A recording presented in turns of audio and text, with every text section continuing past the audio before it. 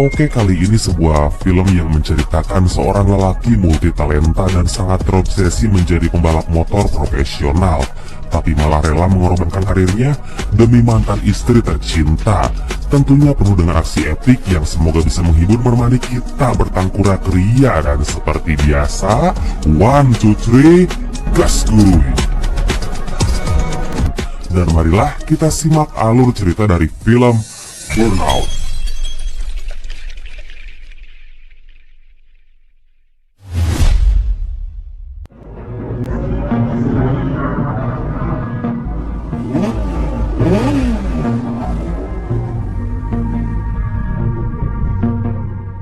Film diawali dengan diceritakannya seorang lelaki energik penuh ambisi dan semangat. Dia bernama Tony. Saat itu terlihat dia sedang mengikuti kompetisi balapan superbike dengan menggunakan motor Ducati Panigale 1299. Wow, demi mengejar cita-citanya untuk menjadi pembalap profesional. Namun faktanya dia hanya berjalan apa adanya dengan tim Privateer tanpa bantuan orang-orang hebat apalagi sponsor ternama. Walaupun pada kompetisi itu harapannya harus kandas karena motornya ceket alias jebol. Duh sayang, padahal dia udah mimpin posisi itu kayaknya.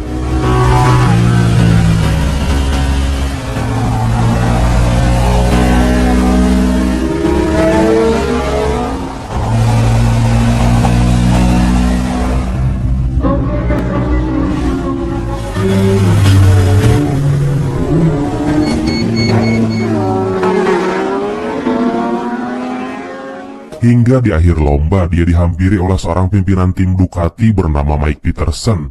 Dia melihat bakat yang dimiliki Tony kemudian mengajaknya bergabung bersama tim besarnya karena dia yakin bahwa timnya bisa memfasilitasi Tony hingga berhasil. Ternyata Tony juga punya pekerjaan sampingan, yaitu menjadi seorang operator forklift di salah satu perusahaan distributor. Semua itu dia lakukan demi untuk membiayai anaknya yang bernama Sofian. Dan faktanya, saat ini dia udah bercerai dengan istrinya yang bernama Leila. Hubungan mereka terlihat baik-baik aja, karena mereka sepakat untuk merawat dan membesarkan anaknya bersama-sama, walaupun saat ini Leila masih terlihat kesulitan untuk mencari pekerjaan dan masih nganggur.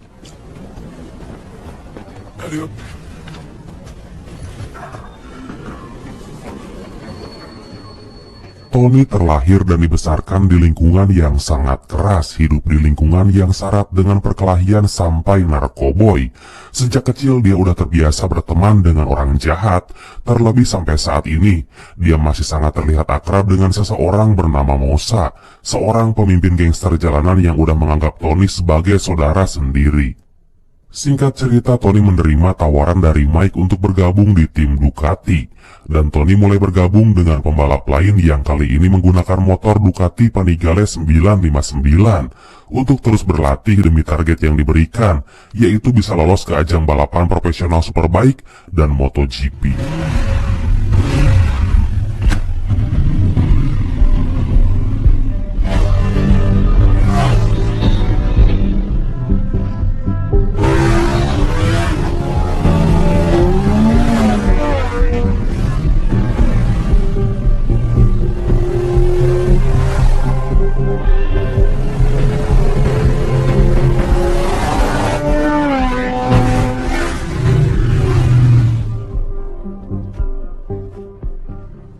Semua terlihat baik-baik aja hingga masalah datang saat Tony yang akan menjenguk anak dan mantan istrinya di sebuah apartemen.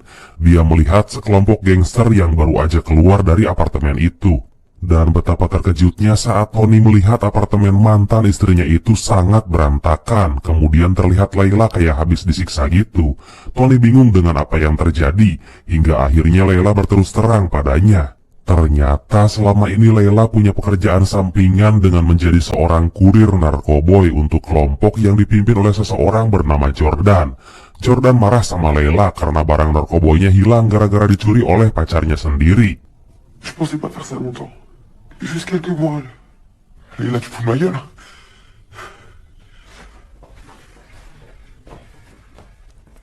Dari sana Tony mengajak Leila dan anaknya mengungsi ke rumahnya untuk sementara waktu karena dia nggak ingin terjadi hal yang lebih berbahaya. Karena bagaimanapun juga, ternyata dia masih mencintai dan menyayangi mantan istrinya itu. Walaupun ya gitu deh. Tony mulai berpikir bagaimana cara menyelamatkan mantan istrinya dari ancaman bahaya gangster narkoboy itu. Kemudian dia berinisiatif untuk menemui sahabat kecilnya Mosa, si ketua gangster jalanan, dan menceritakan apa yang terjadi.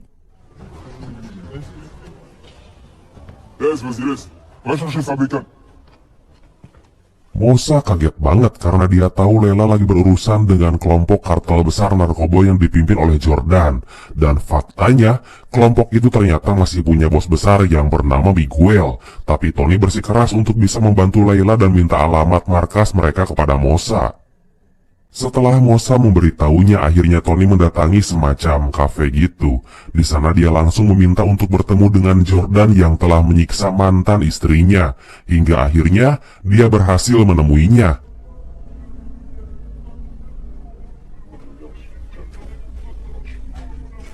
Je voudrais parler à Jordan. Il n'y a pas que Jordan ici. Je vais prendre un café alors, s'il vous plaît. Dengan karakter yang sinis dan kejam, Jordan malah meminta Tony untuk mengganti kerugian barang narkoba yang telah hilang dicuri itu. Karena kalau tidak, maka dia mengancam untuk membunuh mantan istrinya. Dan saat Tony akan pergi, di luar kafe dia bertemu dengan seseorang misterius yang ternyata dia adalah big boss kelompok tersebut yang bernama Miguel. Dia melihat motor Tony dan berpikir bahwa Tony menyukai balapan, dan sepertinya dia punya rencana. Ah, tu veux aider ta pote? Moi, je vois un peu, ouais. Jordan m'a dit qu'elle est très jolie. Écoutez, je vais bientôt passer pro, là. En moto.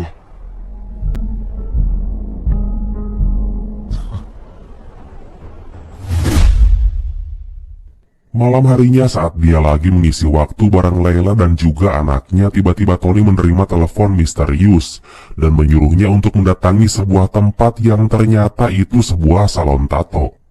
Di sana dia kembali bertemu dengan Jordan, kemudian dengan segera dia menyuruh Tony untuk ikut bersama anak buahnya ke sebuah tempat. Dengan menggunakan mobil van tertutup, di malam itu Tony hanya bisa pasrah karena nggak tahu dia akan dibawa kemana. Même toi, je te dis. Monte, je te dis.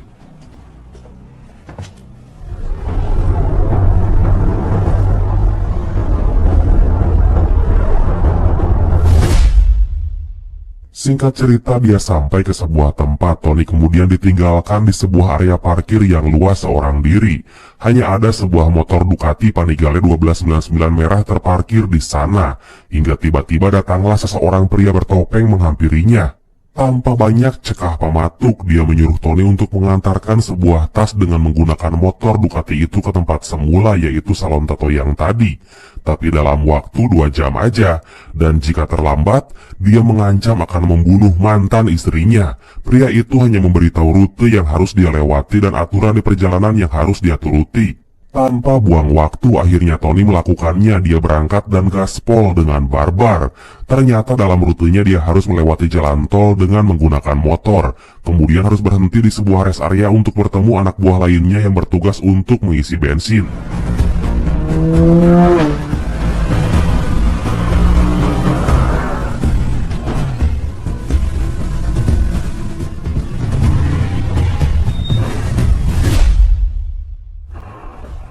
T'es en retard, là!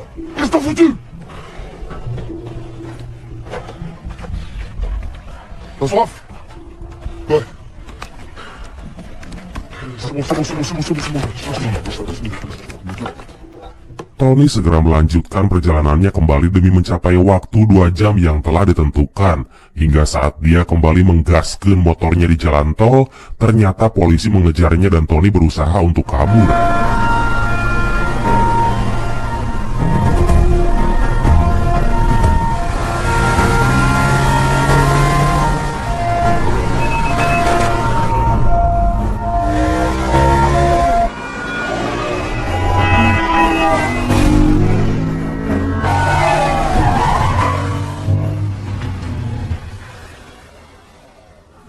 Akhirnya dia bisa bersembunyi dan lolos dari kejaran polisi itu dan dia berhasil kembali ke tempat salon tato itu dengan tepat waktu.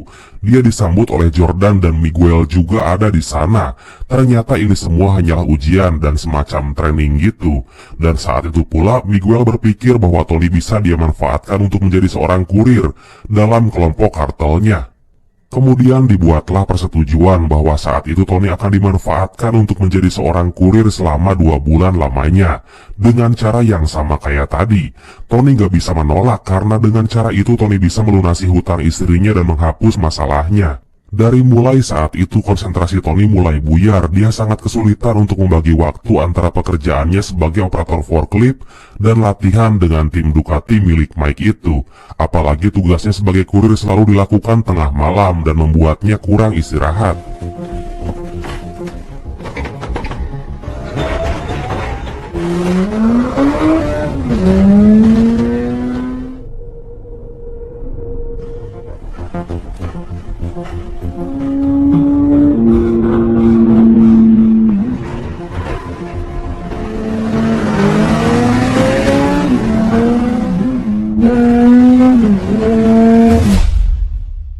Minggu selanjutnya dia kembali disuruh untuk melakukan hal yang serupa. Dia mengambil paket di tempat yang sama untuk dibawa ke tempat yang sama pula. Dalam kondisi yang kelelahan, Miguel sempat memberikannya obat terlarang kepada Tony agar dia bisa mengatasi rasa lelahnya.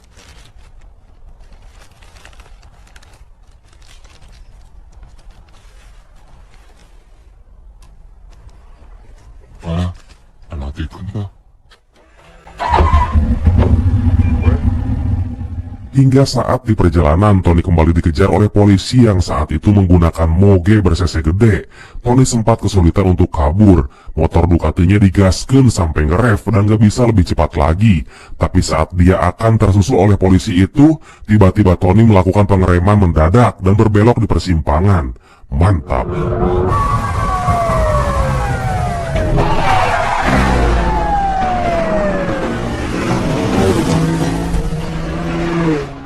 Setelah berhasil sampai, Tony mengeluhkan kejadian itu kepada Jordan dan dia ingin memakai 2 motor dengan power yang lebih besar agar bisa mengantisipasi kejaran polisi. Walaupun Jordan selalu terlihat gak welcome, tapi Miguel, bos besarnya, selalu mendukung apa yang Tony minta. Hari demi hari, minggu demi minggu dilewati, Tony tetap menjalankan tugasnya sebagai kurir. Walaupun saat itu dia semakin ketergantungan dengan obat penghilang rasa capek yang diberikan Miguel tempo hari. Dan dari sana pula, Tony terlihat sangat kacau karena aktivitas yang dipaksakan tanpa henti.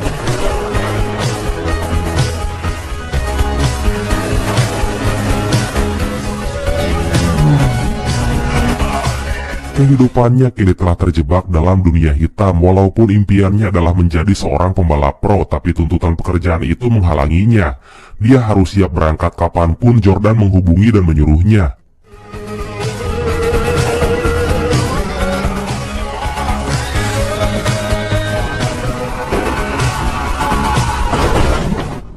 Sekarang dia nggak bisa mengatur waktu seperti dulu. Dia sering terlambat datang ke pekerjaannya. Di tim Ducati pun saat ini performanya udah mulai menurun hingga Mike pun ngerasa heran dengan apa yang terjadi padanya. Padahal sebentar lagi akan dilakukan tes terakhir untuk kualifikasi pemilihan pembalap utama. Mais là, je te reconnais plus. Demain, c'est la dernière. Demain, c'est ta dernière chance.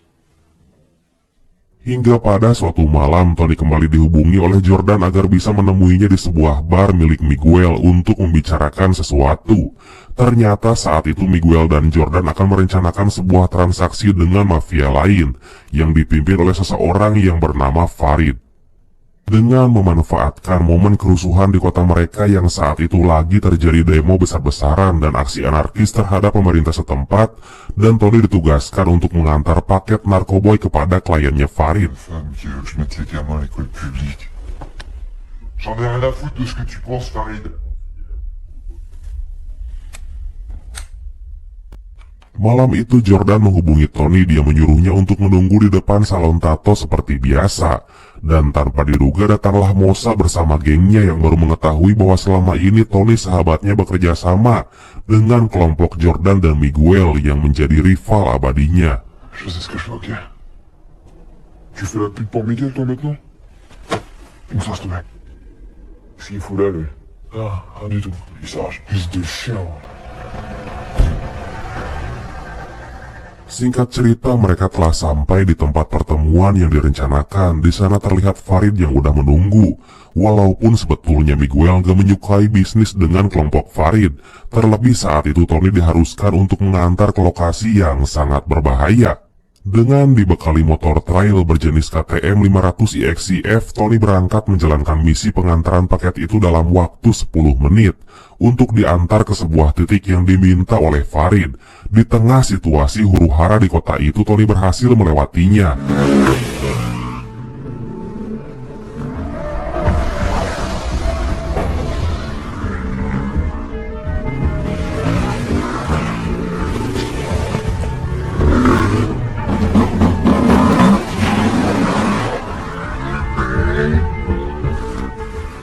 Tapi saat dia akan sampai di titik tujuan, tiba-tiba Tony malah diserang oleh klien Farid itu dan mengancam akan membunuhnya. Dari sana Tony berusaha kabur bersama paket milik bosnya hingga dia berhasil sembunyi dan lolos dari ancaman maut.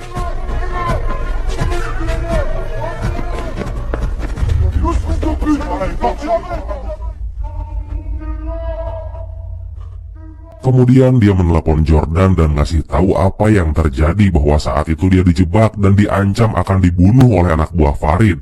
Kemudian Tony minta bantuan kepada kelompoknya untuk bisa meloloskan diri.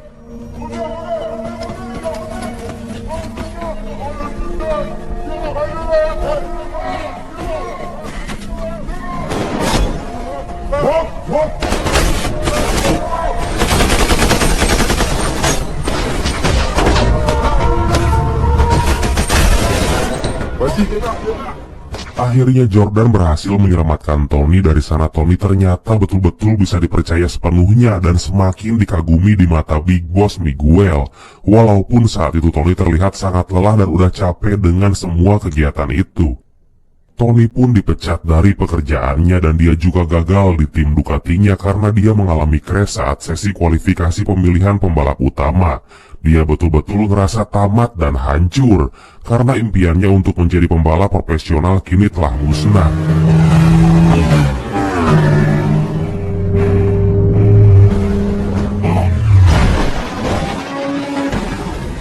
Dari sana Tony berjanji untuk berhenti menjadi kurir jika tugasnya telah selesai dalam waktu 2 bulan ini. Walaupun Miguel tetap membujuknya untuk meneruskan pekerjaannya sebagai kurir di kelompoknya, tapi Tony tetap bersikeras untuk berhenti setelah misi terakhir yang akan dilakukannya besok malam. Di siang harinya ternyata Layla baru menyadari bahwa selama ini Tony, mantan suaminya, rela berkorban menjadi kurir demi untuk menyelamatkannya. Dia juga mengetahui bahwa karirnya saat ini hancur dan dia juga udah dipecat dari pekerjaannya. T'avais pas à faire ça. Laisse-moi être là pour toi.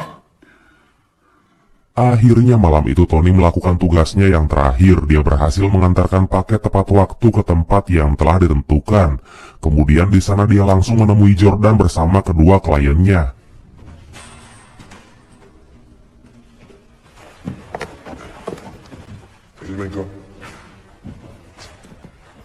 Setelah transaksi selesai, Tony mulai berpamitan kepada Jordan karena mulai saat ini dia akan berhenti dari pekerjaan terpaksanya itu. Tapi Jordan ternyata mengingkari janjinya. Dia tetap memaksa Tony untuk terus bekerja bersama kelompoknya dan malah mengancam akan membunuh Layla jika dia menolak. Hah, Bagong? Tu continues, d'accord? Cache-toi.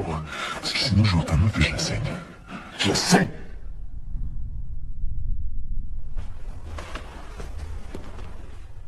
Tony pun kembali bingung, tapi setelah dia berpikir tiba-tiba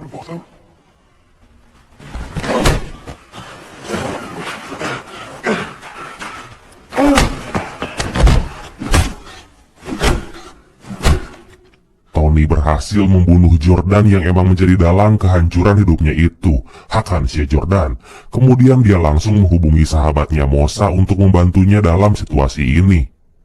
Ternyata Mosa juga sangat bingung akan kejadian tersebut karena ini merupakan masalah besar yang akan merembet kepada semua pihak. Terlebih jika Miguel tahu bahwa saat itu Tony membunuh anak buah kesayangannya si Jordan. Tapi Tony gak hilang akal, dia menawarkan kesepakatan dengan kelompok Mosa untuk membantunya merebut kekuasaan dari kelompok Miguel, dengan syarat dia harus membantunya untuk keluar dari masalah ini. Mosa pun setuju, dia langsung menuruti rencana Tony untuk menghilangkan jejak kematian Jordan. Mereka menghilangkan semua dokumen Jordan di rumahnya seolah-olah Jordan kabur dan membawa uang transaksi malam itu.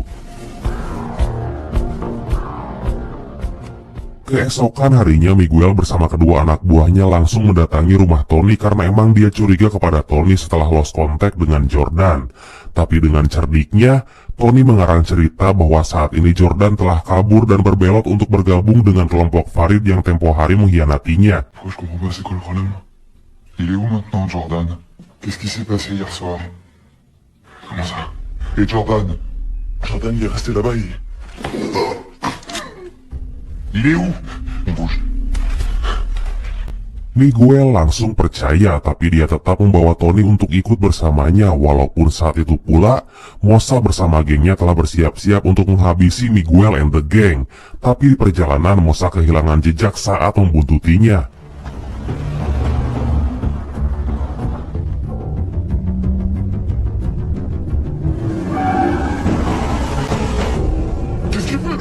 Ternyata Tony dibawa ke sebuah gedung rahasia tempat barang-barang narkoboy milik Miguel disembunyikan. Saat itu mereka akan memindahkannya karena khawatir jika Jordan mencurinya, terlebih saat ini dia telah berbelot kepada gangster lain.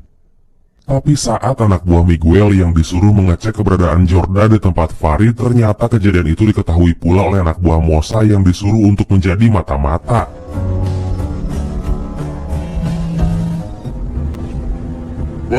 Un problème là. Donc il a pas pu voir Jordan hier soir.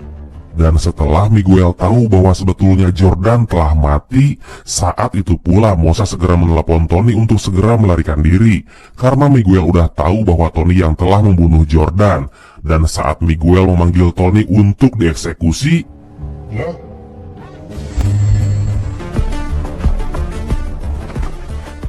Tony berhasil kabur menggunakan motor curian itu, tapi tanpa diduga. Di persimpangan itu dia mengalami tabrakan. Tony berhasil ditangkap oleh Miguel and the gang. Kemudian Tony dimasukkan ke dalam bagasi. Dengan kondisi sekarat karena tabrakan, di dalam bagasi itu Tony hanya bisa pasrah menunggu mati. Tapi tiba-tiba terdengar suara tembakan dan kemudian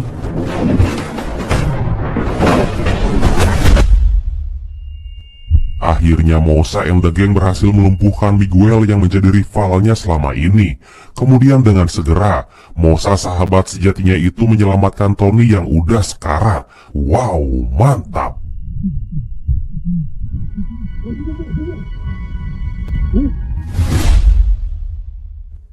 Singkat cerita, akhirnya Tony kembali mendapatkan kehidupan normalnya. Dia kembali bekerja sebagai operator forklift seperti dulu.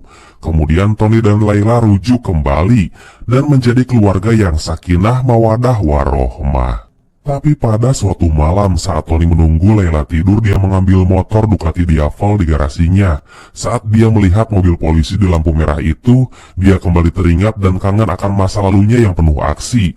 Kemudian dia mencari gara-gara dengan polisi itu agar mengejarnya. Dan tiba-tiba